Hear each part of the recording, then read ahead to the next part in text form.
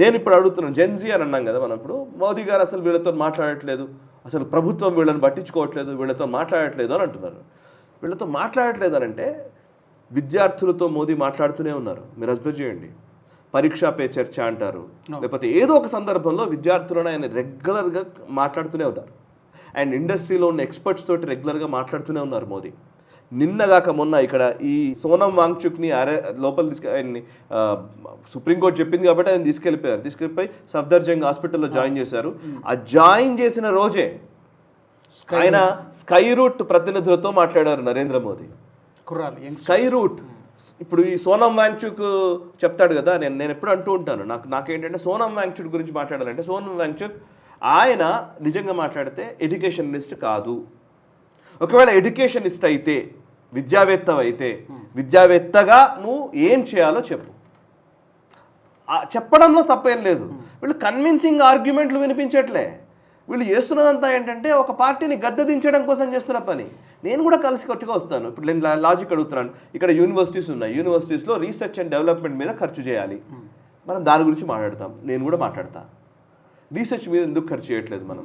సరే, యూనివర్సిటీ నుంచి వచ్చినటువంటి గ్రాడ్యుయేట్కి వీసీ కల్చర్ పెంచాలి. ఇప్పుడు సిలికాన్ వ్యాలీ ఉందనుకోండి, కాలిఫోర్నియాకి వెళ్తే ఒక ఐడియాతో స్టూడెంట్ బయటకు వచ్చేసరికి ఇన్వెస్ట్మెంట్ పెట్టడానికి సంస్థలు రెడీగా ఉంటాయి, ఇన్వెస్టర్స్ రెడీగా ఉంటారు.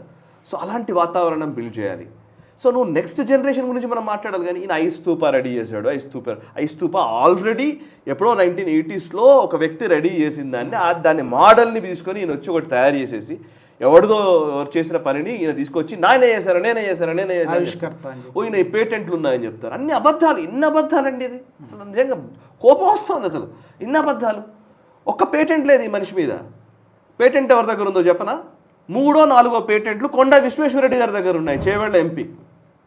చేవేళ్ల ఎంపీ కొండా విశ్వేశ్వరరెడ్డి గారి దగ్గర 3-4 పేటెంట్లు ఉన్నాయి. సోనం వాంగ్చుక్ దగ్గర 0 పేటెంట్స్, ఒక్క పేటెంట్ కూడా లేదు సోనం వాంగ్చుక్కి. ఆయన పెద్ద పొగుడుతాం, సోనం వాంగ్చుక్ చాలా గొప్పవాడు. ఇక్కడ ఉన్న పాపం కొండా విశ్వేశ్వరరెడ్డిని పొగడండి. నిజంగా మాట్లాడితే ఆయన పేద ప్రజల కోసం ఏదో ప్రయత్నం అన్న చేస్తున్నారు ఆయన బాగా, ఒక ఎంపీగా ఉండి. అఫ్కోర్స్ ఆయన బీజేపీలో ఉన్నాడు కాబట్టి ఆయన వేరే, మనకు సంబంధం లేదు. ఇట్లా మాట్లాడతారు. అయితే సార్, ఇప్పుడు ఇక్కడ సోనం వాంగ్చుక్కి ఒక 2 NGOలు ఉన్నాయని చెప్తారు. అందులో ఒకటి ఆల్రెడీ లైసెన్స్ క్యాన్సిల్ అయిపోయింది, ఇంకోటి ఏదో రన్ అవుతున్నట్టుగా ఉంది. కానీ అదొక కారణము అంటే కేంద్ర ప్రభుత్వంపై తనకు అక్కసు ఎందుకు ఉంది అనడానికి.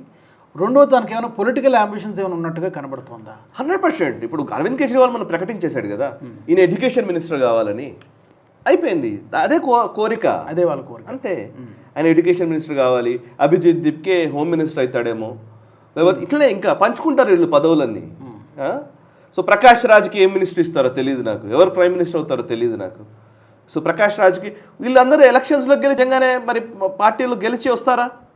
CJP పార్టీ పెట్టారు కదా, మీరు విధానం పెట్టుకున్నారు కదా, దేశవ్యాప్తంగా కమిటీలు వేయండి, దేశవ్యాప్తంగా కమిటీలు ఏర్పాటు చేయండి, దేశవ్యాప్తంగా ప్రతి నియోజకవర్గంలో పోటీ చేయండి. ఇప్పుడు రాబోయే నెక్స్ట్ UP ఎలక్షన్స్ వస్తున్నాయి, నిలబడండి, పొండి వెళ్ళి నిలబడండి. ఎవరొద్దన్నారు? ఏదో నాకు జంతర్ మంతర్ దగ్గర కూర్చుంటాం, మేము నిరసన తెలుపుతాం, మేము నిరాహార దీక్ష చేస్తాం. దేని గురించి నిరసన దీక్ష బాస్? అసలు నాకు అర్థం కావట్లేదు దేని గురించి. అన్నా హజారే మూమెంట్ మీరు గమనిస్తే అసలు అప్పటికిప్పటికి నేను ఎగ్జాంపుల్ చెప్తానండి. అన్నా హజారే మూమెంట్ నేను ఇంతకు ముందు కూడా ఒక వీడియో చేశాను యాక్చువల్, రైట్ యాంగిల్ అని. దాంట్లో 4 M's అంటారండి ఎప్పుడు కూడా. 4 M's. ఒక ఉద్యమమైన ఒక రాజకీయ పార్టీ అయినా సక్సెస్ కావాలి అని అంటే పొలిటికల్ సైంటిస్టులు చెప్పే మాట ఇది. 4 M's. ఒకటి మెసెంజర్, మెసేజ్, మెకానిక్స్, మిషనరీస్. ఈ 4 చాలా కీలకం. మెసెంజర్ అంటే వ్యక్తి, ఎవరు చెబుతున్నారు అనేది. మెసేజ్ అంటే ఏ మెసేజ్ ఇస్తున్నావు, అంటే ఏ అంశం కోసం నువ్వు చేస్తున్నావు, ఏ ఆబ్జెక్టివ్ కోసం చేస్తున్నావు. 3 మెకానిక్స్ అంటే ఏ వనరుల్ని వాడుకున్నావు, ఎటువంటి విధానాల ద్వారా వెళ్తున్నావు, అంటే మిషన్ లాంటిది అనమాట.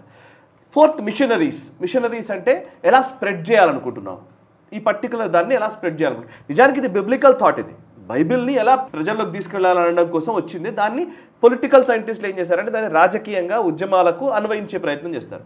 ఇదే 4 M's గురించి ప్రశాంత్ కిషోర్ పదే మాట్లాడుతూ ఉంటాడు.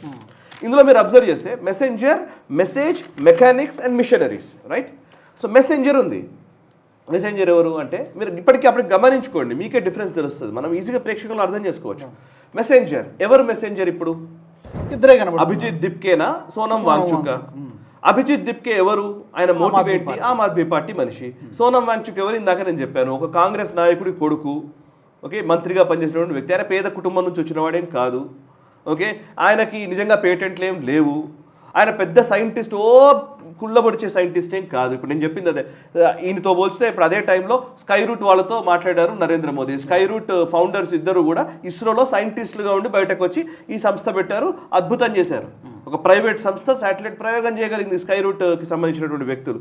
సో సైంటిస్టులు అంటే బోలెడంత మంది సైంటిస్టులు ఉన్నారు. ఒక రకంగా ఇందాక నేను చెప్పాను, కొండా విశ్వేశ్వరరెడ్డి గారి పేరు మీద కూడా పేటెంట్లు ఉన్నాయి. ఈ వీడియో మీకు నచ్చినట్టయితే లైక్ చేయండి, 10 మందికి షేర్ చేయండి, అలాగే కామెంట్ల రూపంలో మీ అభిప్రాయాలను మాతో పంచుకోండి. Nationalist hub group of channels ను సబ్స్క్రైబ్ చేసుకుని తెలుగునాట జాతీయవాద జర్నలిజాన్ని ప్రోత్సహించండి. ఈ వీడియో కింద ఉన్న బెల్ ఐకాన్ పై క్లిక్ చేయడం మర్చిపోవద్దు.